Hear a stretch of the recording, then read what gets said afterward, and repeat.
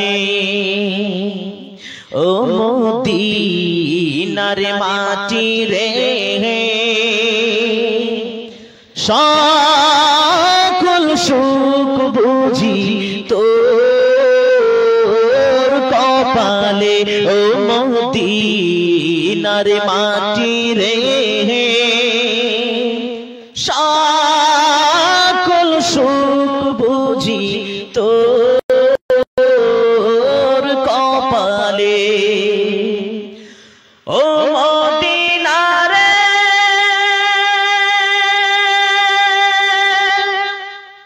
পাখি যদি হতাম আমি উড়ে উড়ে যেতাম আমি রইত না মনে কোনো যন্ত্রণা দেখে নাই পাখায় আমার কাছে নাই টাকা আমার দেখে নাই পাখায় আমার কাছে নাই টাকা আমার কেমনে কেমনে যাব সেখানে ও মদিনার মাটি রে সকল সুখ বুঝি তো পালে ও মদিনার মাটি রে সকল সুখ বুঝি তোর কপালে ও মদিনারে তোর কাছে গেলে আমি কত সুখী হতাম জানি তোরে আমি বুঝাইব কেমনে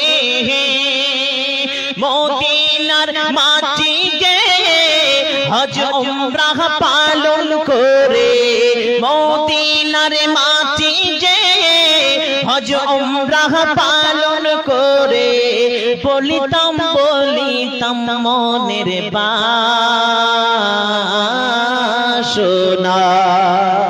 ও মদিনার মাটি রে সকল সুখ বুঝি তোর কপালে ও মদিনার মাটি রে সকল সুখ বুঝি তোর কপালে। জি আজকে মদিনাতে আমার নবী শুয়ে আছেন। তাহলে আজকে এই যে প্যান্ডেল করা হয়েছে, জালসা করা হয়েছে, ইতিপূর্বে একটা ডেট ছিল, কিন্তু ব্যতিক্রম আল্লাহ চাইনি, সেটাকে বাদ দিয়ে দিয়েছেন কে? আমার আল্লাহ। আজকের ডেটে আবার এই মাদ্রাসার জন্য এই জালসা। একটি সময় ছিল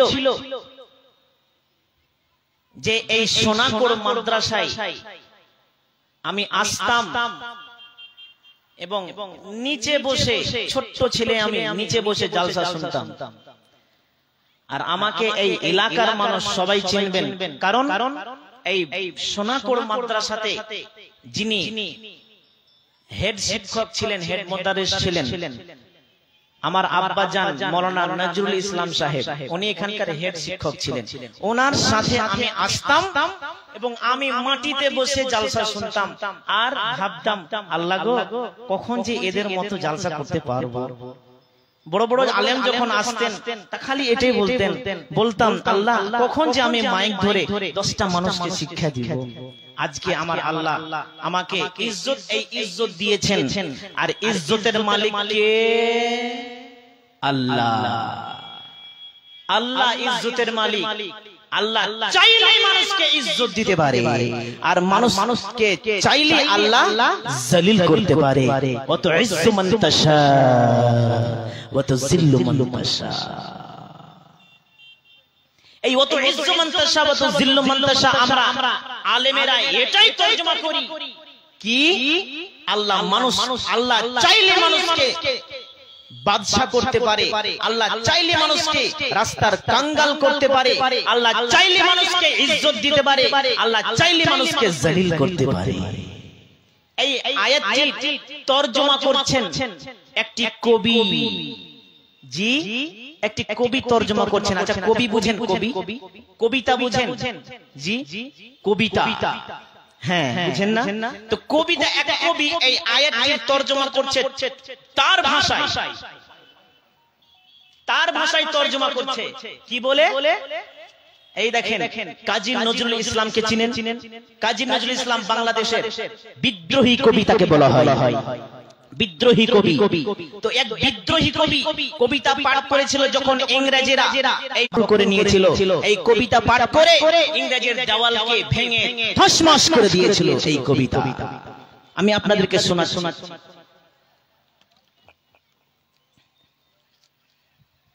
কবিতাটা হচ্ছে, বলো বীর, বলো বীর, বলো চির অন্যতম মসির, বলো বীর, বলো চির অন্যতম মসির, শির নিহারি আমারই নত শির ওই শিখর হিমাদ্রি। বলো বীর, বলো অন্যতম মসির, বলো মহাবিশ্বের মহাকাশ ছাড়ি, চন্দ্র সূর্য গ্রহ তারা ছাড়ি, দুলোক ভুলোক ঘুলোক ভেদিয়া খোদার আসন আরশ ছেদিয়া উঠিয়াছি চির বিশ্বময় আমি বিশ্ববিধাত্রীর।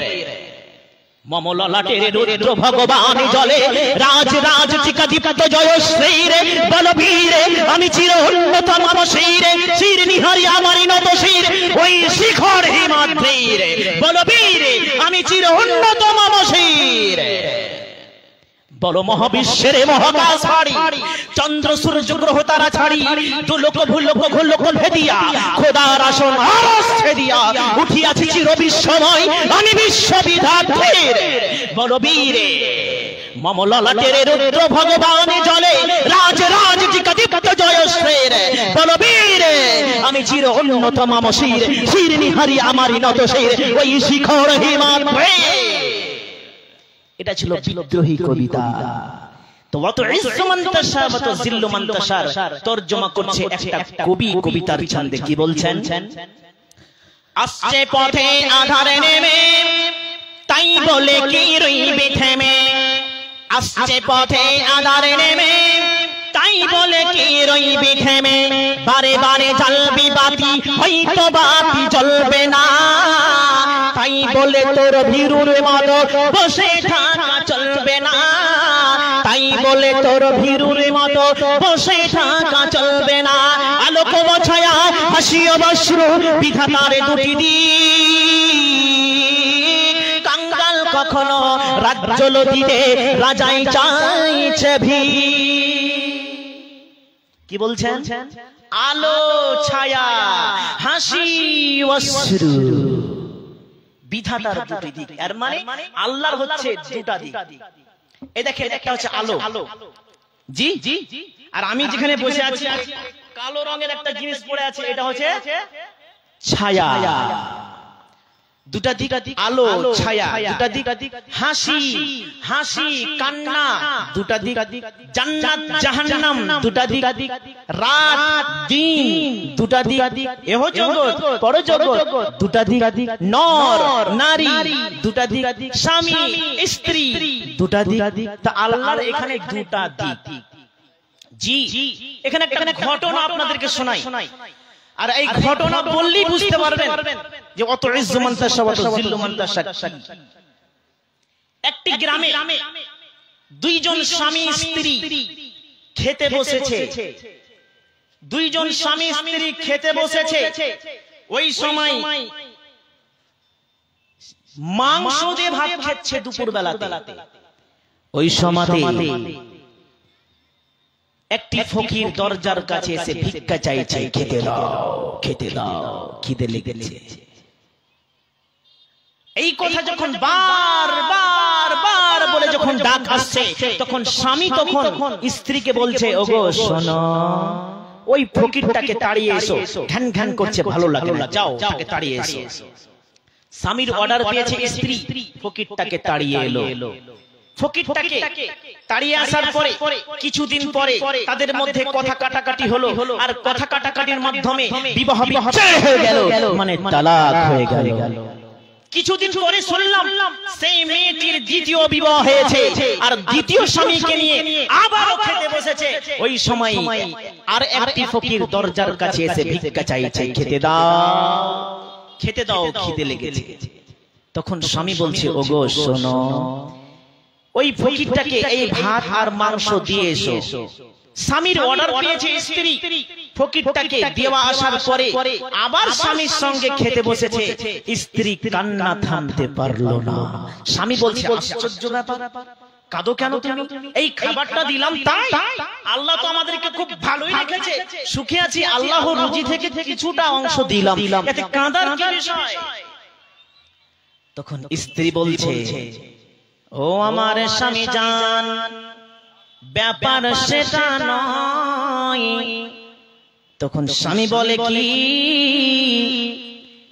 তখন স্ত্রী বলছে, ওই বাইরে ফকিরটি বসে আছে, তুমি কি জানো সেটাকে? বলছে, না, তা জানি না।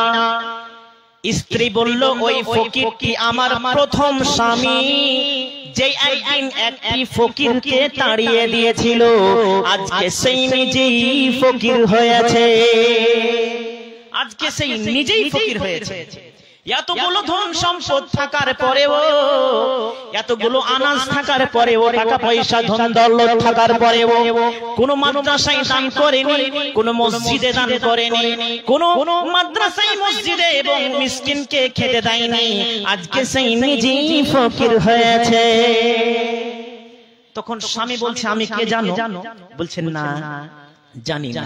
তখন স্বামী তখন বলছে, ও আমার প্রিয়তমা, ও বিবি রে, আমি হলাম সেই লোকটি, আমি হলাম সেই ফকিরটি, ভিক্ষুকটি, যাকে তোমরা তাড়িয়ে দিয়েছিলে, আজকে তোমার বর্তমান স্বামী। আমি সেই মালটা। সেই দিন, যেই দিন তোমরা তাড়িয়ে দিয়েছিলে, ওই দিন আমি আল্লাহর কাছে হাত তুলেছিলাম, আল্লাহ, ও আল্লাহ গো, তুমি নাকি পবিত্র কোরআনে বলেছো ওয়া তুইজ্জু মান তাশা, তুমি পবিত্র কোরআনে বলেছো ওয়া তুযিল্লু মান তাশা, তুমি চাইলে নাকি ইজ্জত দিতে পারো, ধন সম্পদ দিতে পারো, তুমি চাইলে নাকি তার ধন সম্পদকে কেড়ে নিতে পারো, রাস্তার কাঙ্গাল করতে পারো, আর চাইলে তুমি রাস্তার ফকির থেকে তুমি বাদশা করতে পারো। তুমি নিজেই বলেছো ওয়া তুইজ্জু মান তাশা ওয়া তুযিল্লু মান তাশা। তারপরে তোমার নবী বলেছে, পৃথিবীতে তিন ব্যক্তির দোয়া খুব তাড়াতাড়ি কবুল হয়। এক হচ্ছে পিতামাতা, পিতামাতার বদদোয়া নিবেন না, দোয়া নিবেন, দোয়া নিবেন, বদদোয়া নিবেন না। দ্বিতীয় নম্বর হচ্ছে মুসাফির, মুসাফির বদদোয়া নিবেন না, মুসাফিরের দোয়া নিবেন। তারপরে হচ্ছে মাজলুম। এই তিন প্রকার মানুষের দোয়া খুব তাড়াতাড়ি কবুল হয়। আজকে আমি মুসাফির, মাজলুম হয়ে আমি তোমার কাছে হাত তুলেছি।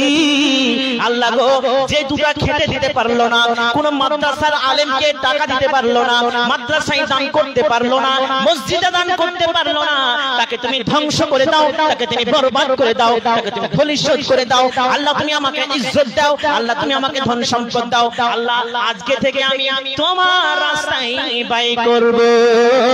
ও বিবি রে, তার ধন সম্পদকে আল্লাহ কেড়ে নিয়ে আমাকে দান করে দিয়েছে। বিবিরে, পবিত্র কোরআনে মহান আল্লাহ বলছেন, স্ত্রীদেরকে সম্পদ বলা হয়েছে, মাল বলা হয়েছে। তার কাছ থেকে তার বিবিকে কেড়ে নিয়ে, মানে তোমাকে কেড়ে নিয়ে আমাকে দান করে দিয়েছে।